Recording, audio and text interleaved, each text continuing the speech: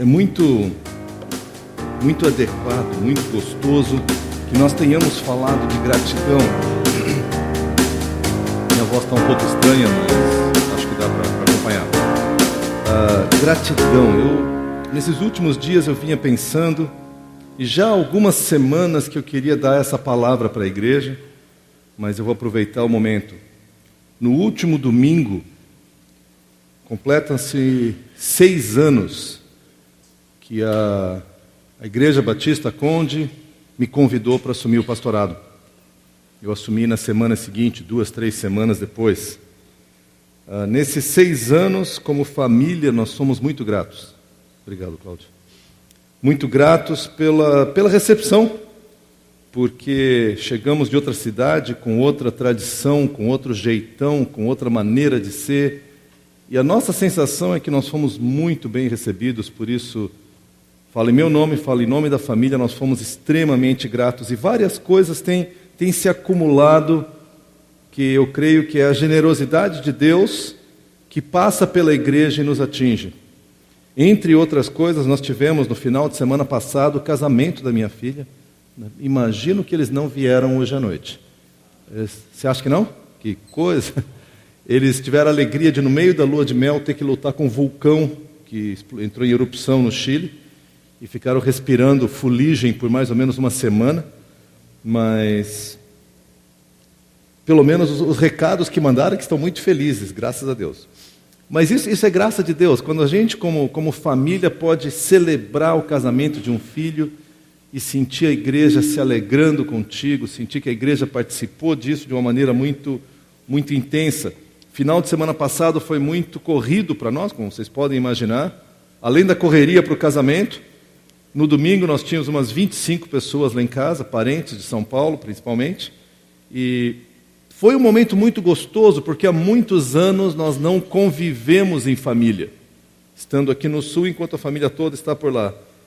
E foi um momento especial, mas não um momento de tristeza de dizer, puxa, eu não estou em família. Foi gostoso. Mas foi gostoso a sensação de, puxa, nós estamos em família. E por isso minha palavra de gratidão à igreja também. E por fim, algumas pessoas muito gentilmente vieram me cumprimentar e perguntar sobre aquela minha viagem que eu fiz para o curso de doutorado que eu comecei. Na verdade, comecei no ano passado, à distância, e há um mês atrás eu fiz o primeiro curso. Eu queria dar 2 palavras para mim de gratidão à igreja, e a liderança, ao conselho especialmente, por me conceder o tempo e me ajudar a realizar esse sonho, essa preparação. É um curso de 4 anos, no qual eu vou estar viajando uma vez por ano só, por uma semana. Tem muita coisa para ler e para fazer, mas a maioria delas se aplicam diretamente no nosso ministério na igreja. Gratidão. Eu pessoalmente sei que falo em nome da família. Nós estamos muito gratos à igreja por esses 6 anos e queremos continuar servindo a igreja pelos anos que a igreja tiver pela frente, que Deus tiver para nós caminharmos juntos. Mais uma palavra só nesse sentido, também de gratidão. Tanta coisa boa tem acontecido. Eu tenho visto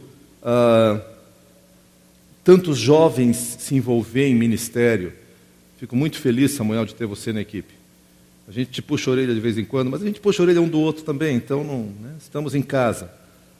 Gente que nasce aqui de dentro e que tem então contato com a igreja e que já começa lá na frente em termos de ministério, que é uma coisa muito especial. Ontem nós tivemos, Lilian, 110 mais ou menos 100 e poucas pessoas fazendo o módulo de ensino. Havia um grupo que veio a convite do Palavra da Vida, cerca de uns 40 que vieram aí da Palavra da Vida. Mas que movimento gostoso! E a equipe que cuidou da cozinha, o almoço estava fantástico. Então, são pequenas coisas, mas você vê a igreja agindo, servindo, sendo generosa, sendo carinhosa. Isso nos dá essa forte sensação de que nós estamos em família, e eu sou grato a Deus. E essa gratidão tem muito a ver também com o tema que Deus tem nos dado, que é crescendo na família de Deus, mas crescendo em amor na família de Deus. Nós temos o nosso lema, por assim dizer, nós queremos viver como família de Deus. Nós queremos descobrir como é que funciona isso. Isso não é automático, não. Nós nos chamamos de irmãos, chamamos a Deus de nosso Pai, mas viver como família é complicado, né? Aliás, família é uma bênção e uma complicação. Você sempre tem as suas maiores alegrias e provavelmente as suas maiores tristezas no âmbito da família. Nós queremos ser família, família de Deus. Não só isso, mas nós estamos muito impactados pela ideia do amor, o amor que nos une. Amando porque nós fomos primeiramente amados, por isso nós queremos crescer em amor na família de Deus. Porque o normal é crescer. Isso é uma coisa que eu tenho falado várias vezes. O normal na vida é você crescer, é você se desenvolver. Nós tivemos no ano passado especialmente uma chegada de vários bebês. E bebês são fantásticos, né? Eu gosto muito de bebê. Especialmente quando eles começam a chorar e eu passo para a mãe de volta, aí é uma bênção, eu fico mais feliz ainda. Os meus eu tinha que cuidar também, mas é legal tu poder passar adiante. Mas babar, comer papinha, trocar a fralda, só tem graça em bebê. Conforme os anos vão passando, se a pessoa continua nessa condição, não tem graça nenhuma.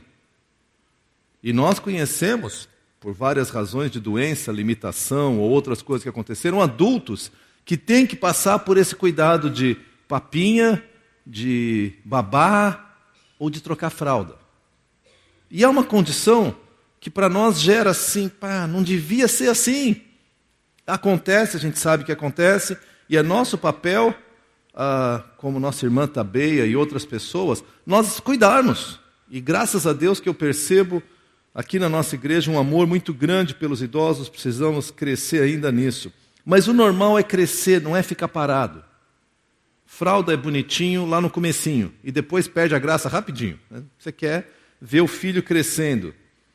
Cristão que fica parado é muito triste.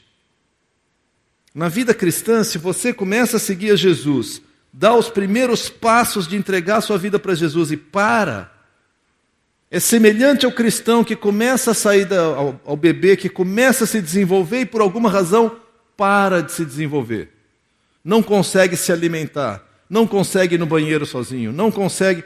E tem alguns cristãos que são assim.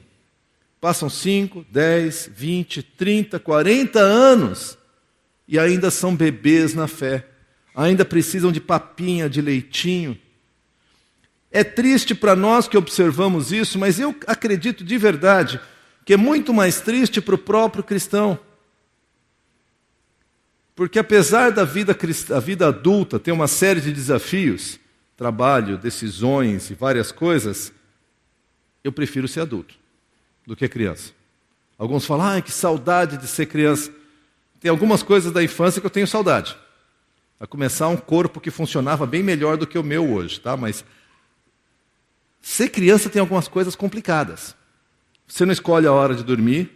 Pelo menos na minha casa eu não escolhia quanto agasalho eu usava. Isso era minha mãe que dizia, tá frio menino, põe casaco. Mãe, eu estou suando. Tá frio, põe casaco.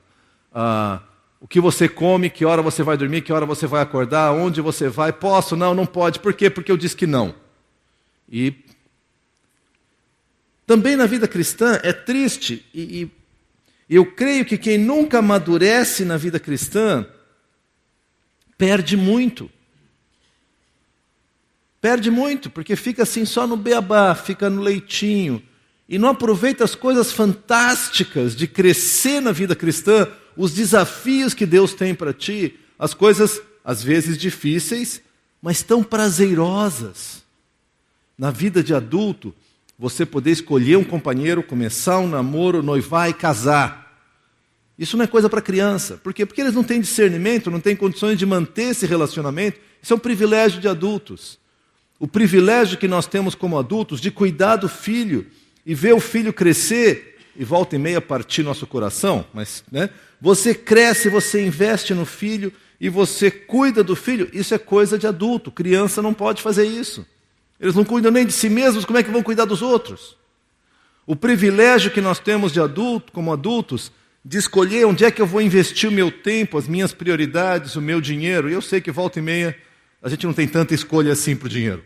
Mas temos, nós podemos segurar aqui, investir um pouco mais lá, segurar lá, investir no outro, guardar um pouquinho, por menos que seja, para poder fazer uma economia para aquele outro ponto. Há tantos privilégios de ser adulto, e queridos, na vida cristã também. Ser um bebê espiritual perde a graça rapidinho. E eu tenho a forte desconfiança, conversando com vários de vocês, que a vida cristã imatura, ela é sem graça.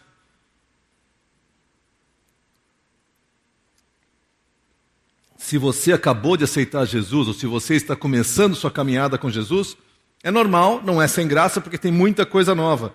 Mas depois que você enfrentou os primeiros passos da vida cristã, se você continua nos primeiros passos por 5, 10, 15, 20, 30, 40 anos, aí você fala, puxa, minha vida cristã não está assim, animada, né? Está meio maçante. Claro, você está no jardim da infância há 40 anos, querido, cansou. Está na hora de sair, mas eu tenho medo Sim, tem coisas difíceis lá para frente, mas é tão bom, é tão gostoso. Nós temos falado bastante o conceito que, quando a gente fala de amor, amor não é só uma característica de Deus. Na verdade, é muito mais que isso. Deus é amor. E quando a gente diz que Deus é amor, nós queremos dizer que Deus é relacional. Deus não está tão preocupado com uma instituição. Ele não está preocupado com uma longa lista de crentes. Ele está preocupado em ter uma relação pessoal contigo. Falar o teu coração, te aproximar dele. Ele quer ouvir a tua oração. Não dá para delegar a relação com Deus. Algumas pessoas me ligam, às vezes, Daniel, eu queria que tu orasse por mim. Eu oro com toda alegria. Mas volta e meia eu digo, eu vou orar, mas tu ora também. Porque Deus quer ouvir a tua oração. Eu não sei orar. Tu sabe falar? Sei. Então tu sabe orar. É só falar para Deus. Não, mas é que eu não oro assim como pastor. Isso é tão secundário, gente. Deus quer ter uma relação pessoal contigo. Contigo. Não dá para delegar. Assim como não dá para delegar filho. Não adianta você ter o filho e falar, que legal, agora a escola vai criar, a igreja vai falar de Jesus, o psicólogo vai cuidar, o médico e eu vou ficar... Não dá para fazer isso. Você pode até tentar. Mas os que têm tentado descobrem logo que gera muita dor de cabeça, porque filho exige um relacionamento pessoal, você tem que se envolver com ele, você tem que conversar com ele, você tem que gastar tempo com ele, tem que quebrar a cabeça com o filho, não tem outro jeito. Deus é relacional. Mais do que isso, o amor de Deus, ele é incondicional.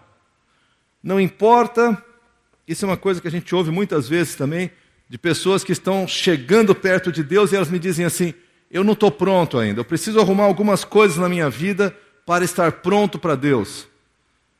Querido, para estar pronto para Deus, o que você precisa é só dizer, Deus, eu estou pronto para ti, só isso.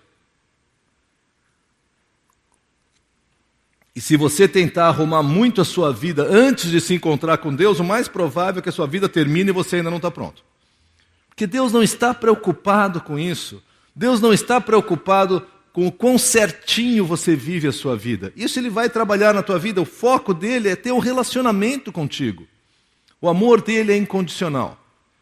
Pode pensar na pior pessoa, na sua opinião, que cometeu os piores pecados, que rejeitou a Deus, que está debochando de Deus. Deus ama tanto essa pessoa quanto Ele me ama e te ama. Mesmo amor.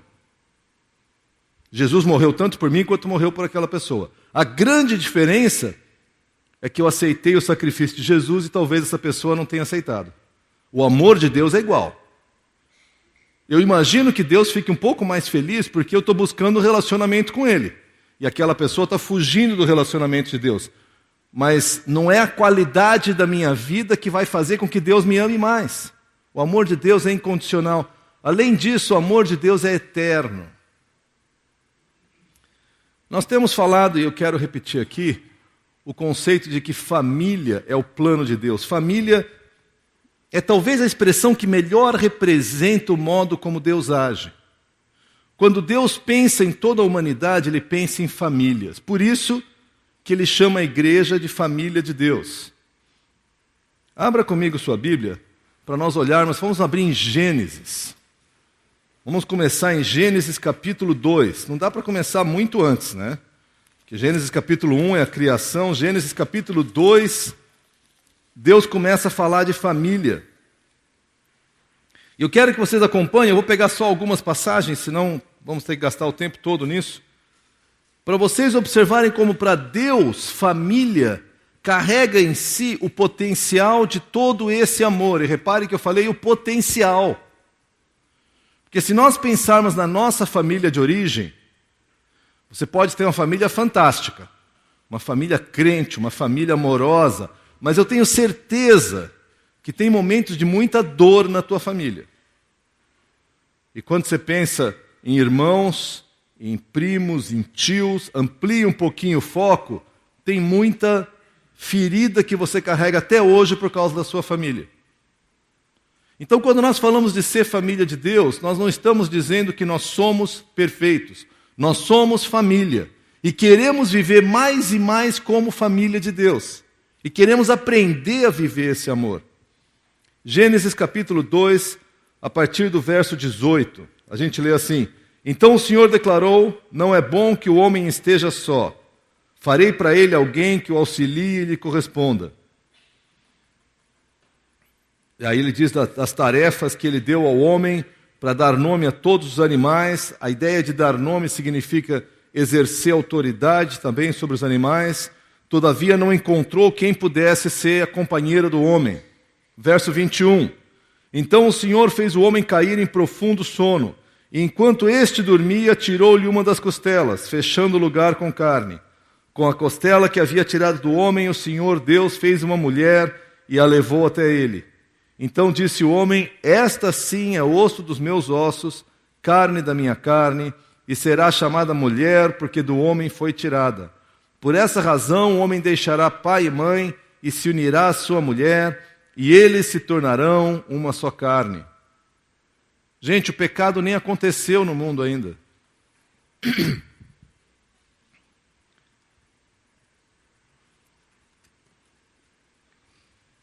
Antes mesmo do pecado entrar, Deus já formou a ideia de família. A partir de maio, durante o mês de maio, nós vamos ter várias pregações sobre família. Tradicionalmente é o nosso mês da família. Mas é uma coisa muito forte quando você começa a ler a Bíblia, a ênfase que Deus dá a isso. E um aviso, qual hoje eu estou passando, né? Eu e a Ana Paula, é a ideia de, por essa razão, o homem ou a mulher deixará pai e mãe. Então nós estamos agora com aquela sensação de ninho vazio. Alguém decolou. E eu fico naquela sensação assim, eu sei que eles voltaram ontem de viagem, e alguns dizem, bom, Daniel, mas você tem 3 em casa ainda. Mas tinha 4. Tinha lugar para 4, agora um a menos fica vazio. Aí eles chegaram de viagem ontem, e eu fiquei assim, não vou buscá-los. Eu queria buscá-los, mas não vou buscá-los. Eu daí mandei uma mensagem, se vocês quiserem eu vou. E fiquei quietinho.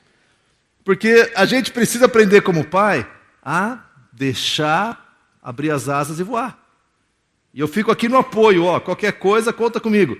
Mas vai, né, vai. Muito importante isso para todos nós. Antes da queda, então, nós já vemos Deus falando sobre família. Na hora de salvação da humanidade, Gênesis capítulo 6, versos 17 e 18, quando Deus fala para Noé que ele vai destruir a humanidade pela iniquidade da humanidade. Aliás, quantos aqui assistiram o filme Noé? Levanta a mão, eu assisti.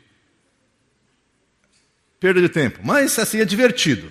Só não tem nada a ver com o que diz a Bíblia, tá? Se você gosta de história de fantasia, Senhor dos Anéis, aí assiste porque ele é mais... Não tem nada a ver com o que a Bíblia diz. Então, só porque todo mundo tem assistido ou falado, muita gente, né? De qualquer maneira, Gênesis 6, versos 17 e 18.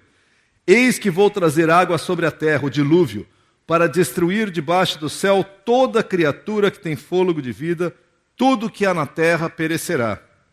Mas com você, Noé, estabelecerei a minha aliança, e você entrará na arca com seus filhos, a sua mulher e as mulheres dos seus filhos. É curioso que Deus podia ter salvo só a família de Noé, ou só um grupo de homens e um grupo de mulheres para que pudessem se reproduzir. Ele salvou famílias. E ele chamou uma família. Porque Deus trabalha em famílias. Vamos olhar mais uma passagem ainda. Quando ele vai dar a bênção, vai comigo ali até Gênesis capítulo 12. Isso aqui é só Gênesis, gente. Imagina se a gente for seguir por toda a Bíblia. Eu estou bem no comecinho ainda. Gênesis capítulo 12, versos de 1 a 3. Então o Senhor disse a Abraão: saia da tua terra, do meio dos seus parentes e da casa do seu pai, e vá para a terra que eu lhe mostrarei. Farei de você um grande povo e o abençoarei. Tornarei famoso o seu nome e você será uma bênção. Abençoarei os que o abençoarem e amaldiçoarei os que o amaldiçoarem. Por meio de você, todos os povos da terra serão abençoados.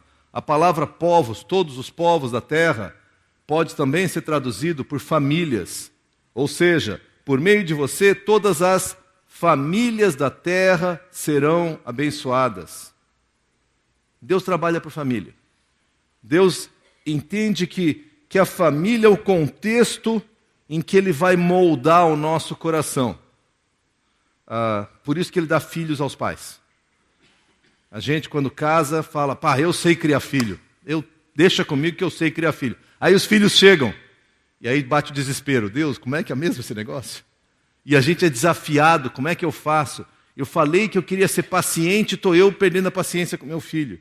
Eu falei que eu queria gastar tempo e agora eu não tenho paciência para isso. Vamos dar um pulo lá para frente, porque senão a gente vai ficar muito tempo. É curioso, e você vai ver isso em toda a Bíblia, a noção de famílias.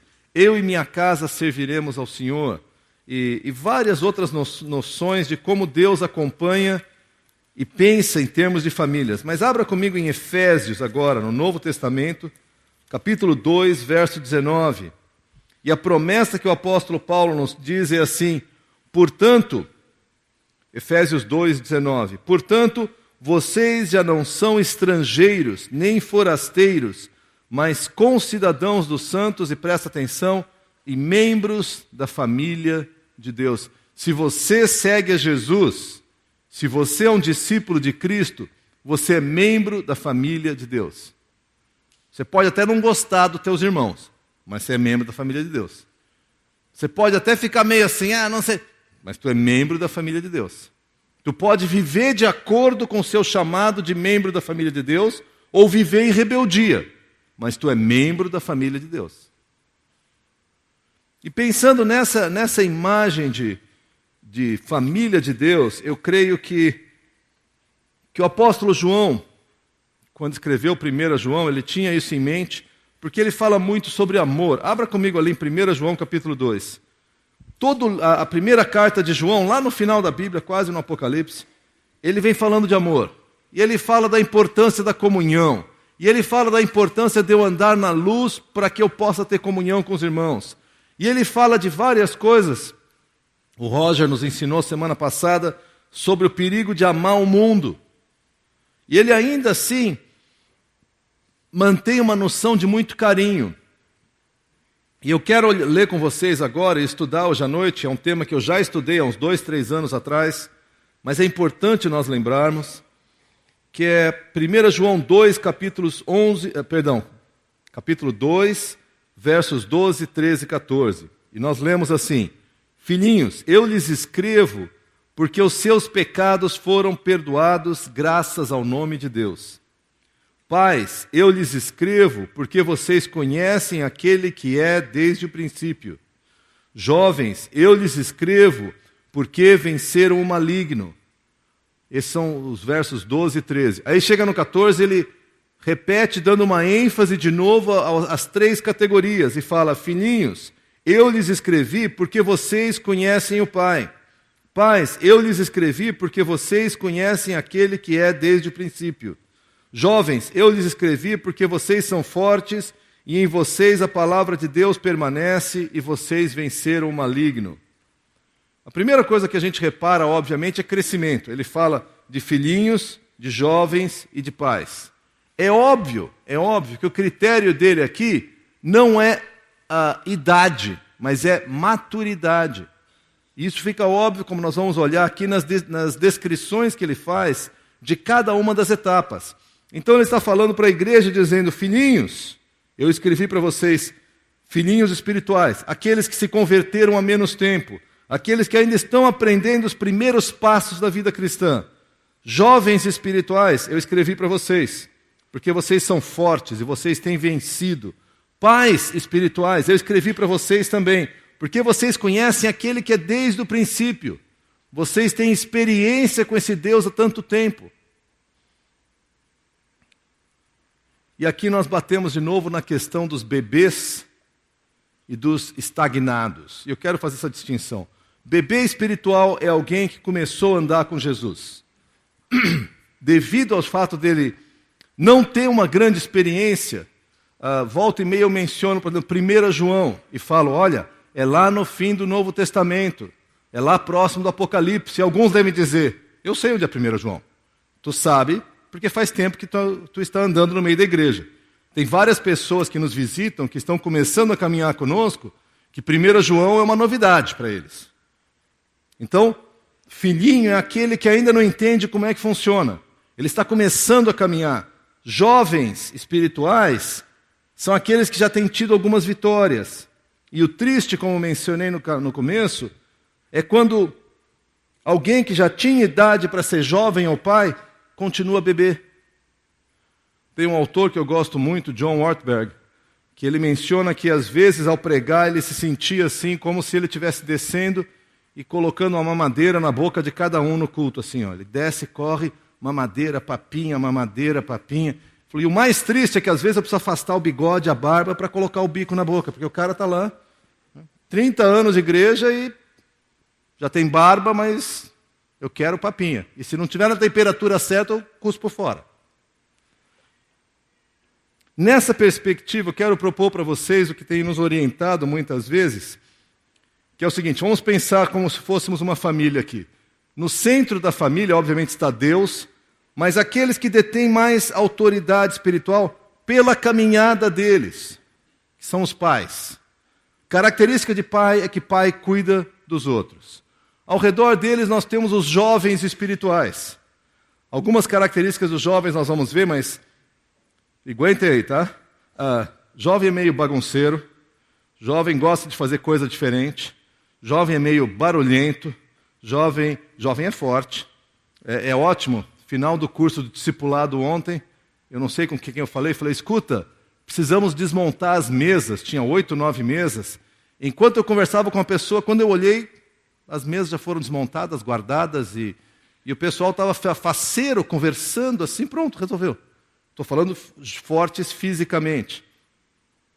A partir daí, nós temos os filhinhos, e essa deveria ser a nossa composição como igreja. Onde os pais são aqueles que estão mais ao centro em termos de decisões e direções, os jovens estão ao redor, se aproximando, chegando e se tornando pais, e os filhinhos estão na periferia, não em termos de importância, mas em termos de que eles ainda estão crescendo nessa direção. Eu acrescento uma quarta categoria que não é bíblica. Tá? Ou ela é bíblica no sentido, mas o texto não fala, eu chamo de gestação. E deixa eu explicar o que eu quero dizer com isso. Gestação, para mim, são aquelas pessoas que começam a frequentar as nossas reuniões, começam a frequentar os nossos cultos, os grupos de jovens e adolescentes, eles curtem o ambiente, ainda não têm um compromisso com Jesus. Eles ainda não nasceram de novo, no sentido de assumir um compromisso, de entregar sua vida a Jesus. Mas eles fazem parte da comunidade. Eles estão por aqui, e volta e meia se oferecem para ajudar. E a gente deixa que eles ajudem. Vocês que estão aqui e ainda não tomaram a decisão por Jesus, vocês são extremamente bem-vindos. Para nós é uma honra poder recebê-los. O nosso objetivo, sem dúvida nenhuma, é que vocês um dia tomem uma decisão de se tornarem filhos de Deus. e antes que surja qualquer dúvida, ser filho de Deus não tem nada a ver com ter uma vida mais ordenada de acordo com Deus. Ser filho de Deus é só uma questão de confiar na obra de Jesus ou ainda não confiar na obra de Jesus. Tem filhos de Deus que têm uma vida mais bagunçada do que alguns que não são filhos de Deus. Porque o critério não é esse. O critério é fé em Jesus. Vamos olhar aqui algumas características de cada uma dessas categorias centrais. Filhinhos, jovens e pais. Filhinhos. Abra comigo de novo lá em Efésios. Vamos pular para Efésios de novo. Efésios capítulo 4. E obviamente meu desafio para você é que você procure se identificar. Em qual categoria eu estou? E depois eu vou perguntar em qual categoria você deveria estar. Mas por enquanto, em qual categoria você se encontra? Efésios 4, verso 14, diz assim. Efésios 4, 14. O propósito de toda a instrução aqui é que não sejamos mais como crianças. Ele vai descrever criança. Levados de um lado para outro pelas ondas, nem jogados para cá e para lá por todo o vento de doutrina e pela astúcia e esperteza de homens que induzem ao erro. Há uma expressão que a gente usa bastante, aquela brincadeira de isso é mais fácil que roubar pirulito de criança. Depende de como é que tu rouba o pirulito da criança, né? Se eu roubar rápido, é capaz dela botar um berreiro danado. Mas criança se caracteriza por ser relativamente fácil de você enganá-la, se você quiser. Você passa uma conversa, você fala e acontece. Por isso elas são extremamente vulneráveis. Alguns dos nossos filhos, nem todos, mas pelo menos 3 deles, eu sei que a gente quando ia para a praia tinha que manter o olho bem aberto. Porque como eles eram criados no meio de um monte de adultos, que eram o tio, a tia, o tio e aquilo, a gente ia para a praia, se alguém falasse, vamos, eles estendiam a mão e iam embora. Então a gente tinha que ficar na praia quando eles eram pequenininhos e cuidar, porque eles eram ingênuos, era fácil de enrolar. Se o cara dissesse, olha, vamos lá que eu vou comprar um sorvete, aí então saía correndo, né? Crianças são assim, inclusive crianças espirituais. Quais são algumas características dos filhinhos espirituais? Eles são vulneráveis. Eles não têm uma fé firmada. Eles não passaram pelo fogo que nos dá a firmeza naquilo que nós acreditamos. Eles não tiveram que lutar com coisas difíceis na vida deles em termos de fé para acreditar naquilo que Deus está fazendo na vida deles e na fidelidade de Deus. Por isso eles são vulneráveis. Por isso eles precisam de um cuidado todo especial.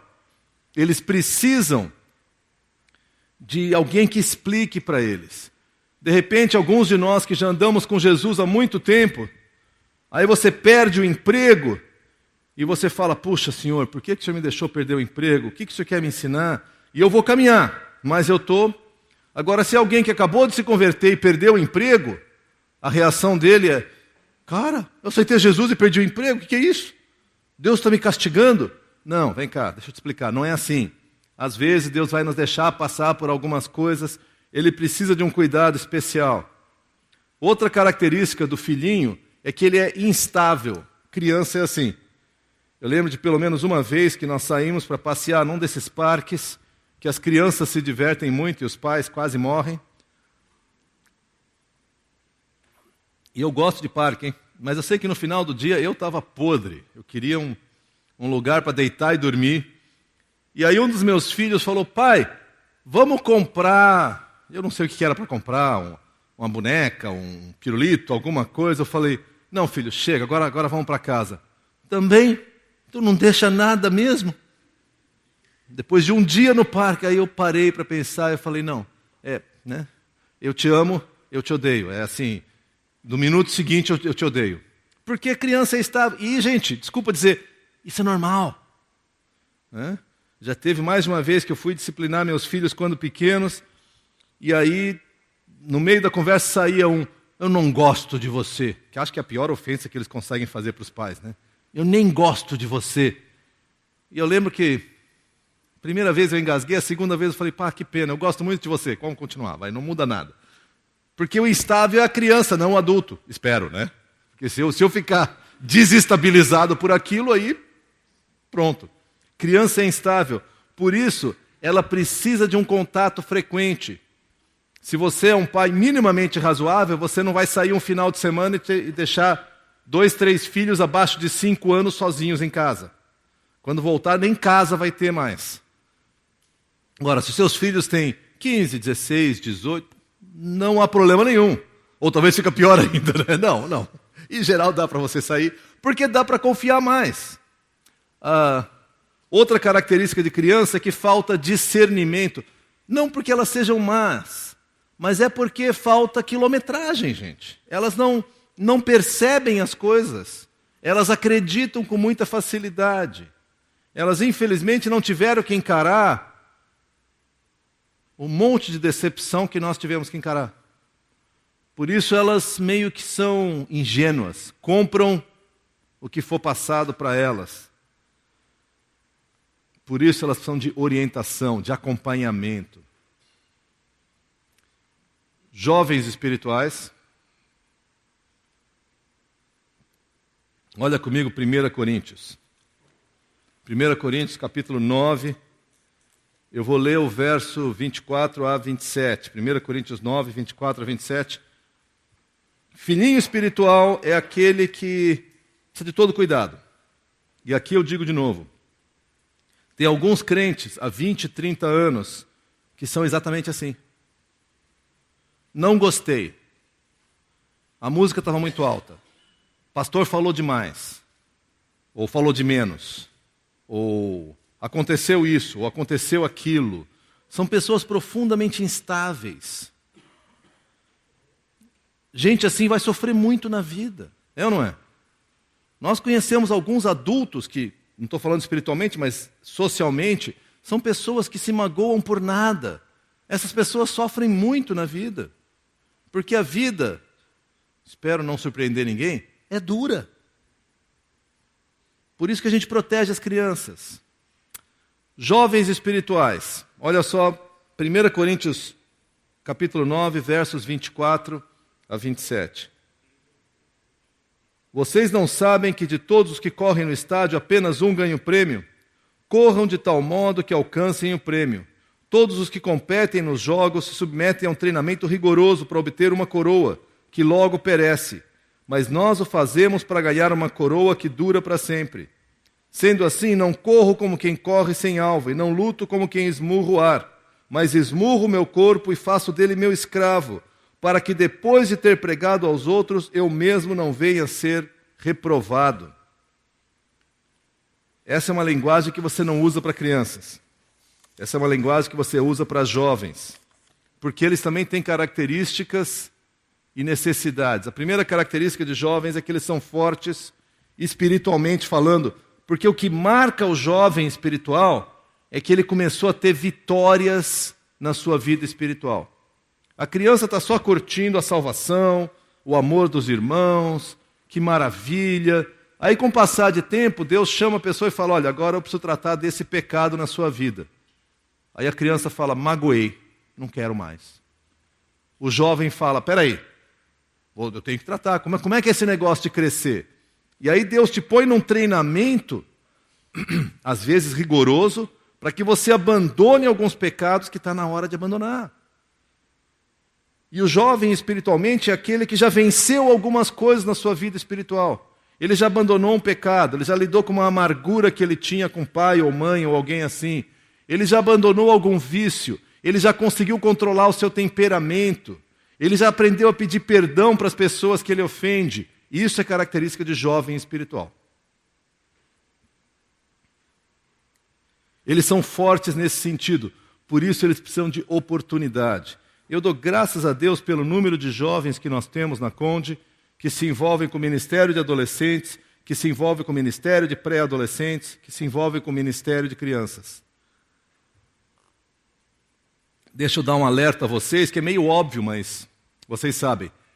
Eles são imaturos. E eles vão fazer besteira. É só esperar um pouco que eles vão fazer besteira. Graças a Deus não temos tido nenhuma besteira grave. E a gente acompanha para que não haja uma besteira grave. Mas nós precisamos dar oportunidades para jovens. Por quê? Porque ele tem tempo, ele tem energia, ele tem pique, e ele fala, eu quero servir. Uma das coisas que nossos adolescentes e crianças e pré-adolescentes fazem é o tal do acampa dentro. Eu já participei de alguns. Eu só tenho uma condição. Quando chega 1, 2 horas da manhã, eu vou para casa dormir. Chega, deu para mim. Porque senão no dia seguinte eu tenho que ir para o hospital, né? Quem passa a noite aí são os jovens. E quem corre e sobe e rola no chão, os adolescentes fizeram recentemente passar a noite inteira acordados, né? Isso para mim, gente, faz uns 30 anos que eu não faço mais. Passar a noite inteira, mas foi uma noite animada, tinha jogos. Meu Deus, que jogos, eu quero dormir de noite. Os jovens estavam lá junto com os nossos adolescentes, estavam acompanhando. Gente, que bênção que nós temos como família de ter esse tipo de coisa. Domingo nós tínhamos, como eu falei, 25 pessoas lá em casa, entre 20 e 25, não sei direito, e tinham 3 crianças, 2 sobrinhos gêmeos de 10 anos e um de 12. E eles queriam jogar videogame. Claro, óbvio, o que mais há para se fazer na vida além do videogame? E ele falou, tio, vamos jogar? Eu não sei jogar videogame. Aí, graças a Deus, tinha uns primos um pouco mais velhos, deixa que eu jogo, vamos jogar o FIFA. Que cara sábio, ele sabe jogar FIFA. Eu não sei jogar isso, tá? Desculpa. E aí eles tinham outro joguinho, aí tinha o joguinho de pular, de fazer. E, gente, esses jovens, para essa gurizada, eles são os grandes heróis. Graças a Deus que nós temos heróis cristãos para dar para os nossos filhos. Porque se não tiver herói aqui dentro, não te preocupa, lá fora está cheio. Só que são os heróis que vão desencaminhar os nossos filhos. Mas repito, nós vamos dar oportunidades, mas tem outras características dos jovens. Primeiro, eles estão tendo vitórias. Vitórias na vida profissional, vitórias na vida acadêmica, vitórias na sua vida de pecado e de vencer pecados, de tomar posições, de pedir perdão, de tomar decisões difíceis. Alguns dos nossos jovens abriram mão de emprego porque o patrão estava pedindo que ele fizesse coisas que ele falou, não posso fazer, isso seria ofensivo a Deus. E o cara abriu mão do emprego. Gente, nós temos que celebrar essas decisões e dar parabéns para esses jovens. E falar, cara, é isso mesmo, vamos viver para Deus. Ao mesmo tempo, jovem não tem tanto problema em passar slide como eu tenho, mas tudo bem. Empolgação. Jovem, de modo geral, é empolgado. Quando a gente começa a fazer uma programação, vai acontecer alguma coisa aqui no nosso salão de cultos e tem um grupo de jovens, eles falam, legal, vamos tirar todos os bancos. Eu falo, tu sabe quantos bancos são? Quanto pesa cada banco? A gente tira, Daniel, a gente põe de volta. E tiram e põe, não tenho dúvida. Quebra alguns, mas eles fazem, tá?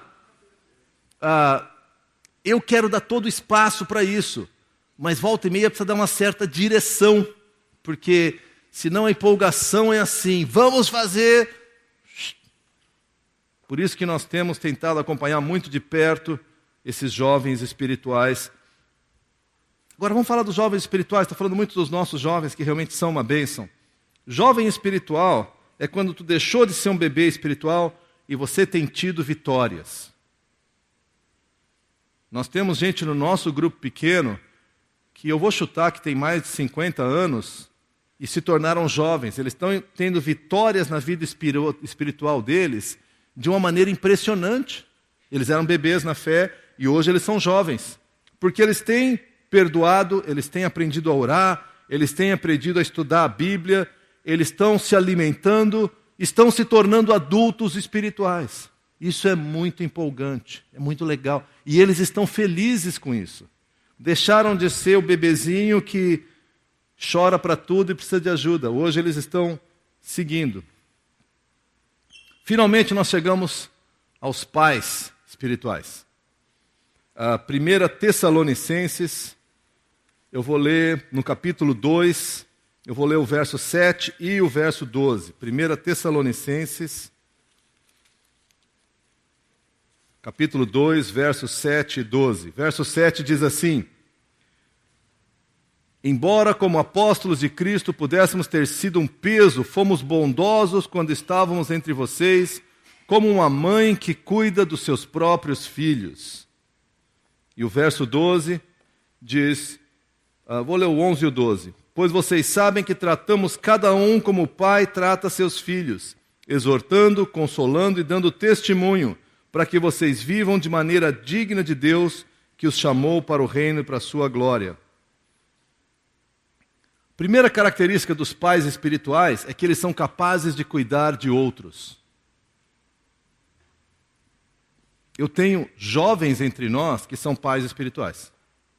Porque eles cuidam. E quando eu digo cuida, não é só que ele faz o discipulado, mas ele liga, ele se importa, ele ora pelo seu discípulo, ele conversa com ele. E eu vejo esse pessoal conversando comigo, falando, eu estou preocupado porque aquele meu discípulo, né, é uma pessoa que está lutando com isso, está lutando. Eles estão cuidando, por isso qual a necessidade deles? Se envolver. De vez em quando eu pergunto isso, Rebeca, quantos adolescentes precisariam de discipulador? Me dá uma ideia. Os adolescentes hoje têm 20 precisando de discipuladores.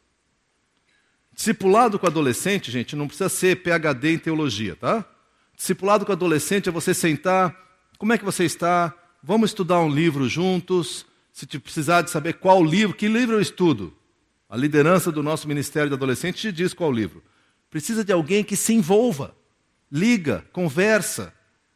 Por exemplo, o Sami me falou dessa experiência na fase. Ele tem 10, 12 rapazes que estão ali internos, não podem sair, e eles estão perguntando como é que é esse negócio de Jesus.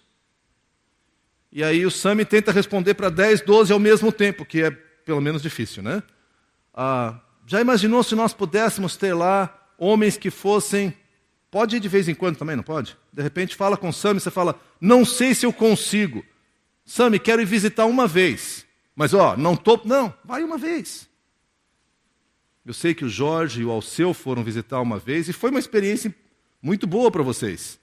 E eles ficam fascinados que esse cara vai tirar um tempo para vir conversar comigo aqui dentro. Pais espirituais podem cuidar de outros. Nós precisamos de cuidado. 20 adolescentes, ministério da fase. Certamente nós precisamos de gente que colabore com os pré-adolescentes. Precisamos de gente para discipular os jovens também. Gente, nós precisamos de pais espirituais. Eu tenho medo. Eu entendo o seu medo e talvez você tenha que ir devagar, mas o devagar é o seguinte, procura o Sami com respeito à fase ou a jovens, procura a Rebeca com respeito a adolescentes, procura... Norton está por aí? Norton? O pessoal dos pré-adolescentes, pensei na Lilian aqui, porque ela está envolvida nesse ministério também, e fala, eu quero ajudar, como é que eu faço? Ninguém vai te amarrar e te acorrentar. Envolva-se, nós precisamos de gente que faça isso. Pais espirituais têm experiência pelas várias lutas pelas quais vocês passaram, experiência de terem orado muito e não ter obtido a resposta, experiência de ter orado e ter obtido a resposta, experiência de perder pessoas na família, de perder emprego, de decepção, experiências de grandes bênçãos e respostas de Deus. Por isso, nós precisamos compartilhar. Uma das coisas que tem me abençoado muito nesse período da Conde são as pessoas idosas que estão partindo. Eu sei que soa meio estranho dizer que isso é bênção, mas é bênção, gente. Porque eu converso com eles, vou visitar, e a pessoa sabe que está próximo da sua partida, e ele fala da sua alegria de viver em Jesus. Várias vezes eu fui conversar com essas pessoas pensando, vou ter que consolar, né? Vai ser difícil. Eu saio consolado e encorajado. Várias das pessoas que partiram já entre nós com mais idade têm uma experiência com Deus que eles falam assim, estou pronto para ir para casa. Estou só esperando Jesus chamar. Ninguém gosta de sofrer de doença. Mas muitos deles falam dessa experiência gostosa com Deus. E eu sou motivado. Os pais têm uma experiência de chamado. e chamado para liderar. E deixa eu explicar, liderança não é posição, liderança é influência. Nós precisamos funcionar como família. Nós precisamos estar próximos dos mais jovens, espiritualmente falando, encorajando, mostrando como é que se faz. Ainda pensando na experiência de domingo, no meio daqueles jogos todos, volta e meia eu vi um primo mais velho falando, não, cara, assim não. Parece bobagem, mas na hora do jogo, né? Assim não. Era um puxão de orelha leve que ele estava dando para dizer para o primo mais novo, não é assim que a gente age. Isso é influência, isso é liderança. Eu quero concluir aqui, dizendo para vocês que nós precisamos viver, se nós queremos viver como família de Deus, nós precisamos continuar crescendo. Nós não podemos estar satisfeitos de ser filhinhos ou satisfeitos de ser jovens. O nosso alvo é caminhar para sermos pais espirituais. Você fala, eu não tenho tempo. Nós vamos ter que conversar sobre isso. Tem que ter um jeito. Você consegue chegar 1 hora antes do culto? Você tem tempo. Você consegue, durante a semana, uma noite da semana, vocês almoçam, a maioria almoça, né? Então, se não é na empresa, marca um almoço com alguém. Liga para alguém. E eu sei que algumas pessoas têm um horário tão maluco que, honestamente, não dá para fazer muita coisa. Eu creio que essas são as exceções. Posso estar errado. Em geral, dentro do nosso horário ocupado, sempre tem tempo de eu me relacionar com alguém e influenciar alguém. Queridos, se nós queremos ser família, nós precisamos desocupar o berçário espiritual. Porque enquanto a gente não desocupar o berçário espiritual, eu acho que Deus não vai mandar mais bebês para nós. Nós precisamos começar a crescer para que Deus possa se agradar de trazer mais e mais filhos espirituais para essa igreja. Normal é crescer. O normal é curtir o tempo da infância, curtir o tempo da juventude espiritual, mas é muito bom ser adulto. Um dos meus filhos, anos atrás, perguntou minha idade, e quando eu falei, olhou para mim assim, pai, quase assim, com pena do pai, sabe? Eu devia ter assim um total de 42 anos, então já era bem idoso, né, para ele. Eu lembro que olhou para mim, nossa, pai, e aí, assim, tipo, coitado de você, e eu falei, filho, eu gosto muito de ter a idade que eu tenho.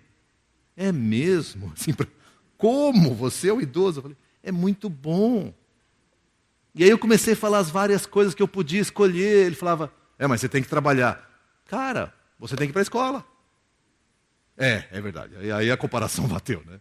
Eu tenho um privilégio enorme.